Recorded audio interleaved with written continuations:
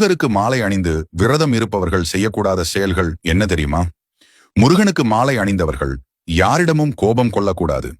கெட்ட வார்த்தைகளை, கடும் சொற்களை பேசக்கூடாது. அடுத்தவர்களுக்கு தீங்கு விளைவிக்கும் எந்த செயலையும் செய்யக்கூடாது. காலில் செருப்பு அணியக்கூடாது. பாய், தலையணை போன்றவை பயன்படுத்தக்கூடாது.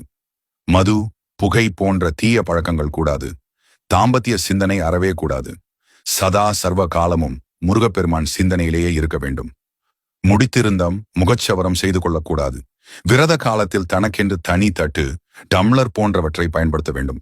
தினமும் சூரிய உதயத்திற்கு முன்பே விழித்து குளிக்க வேண்டும். காலை மாலை என இருவேளையும் குளிக்க வேண்டும். காலையில் உடுத்திய உடையை மாலை உடுத்தக்கூடாது.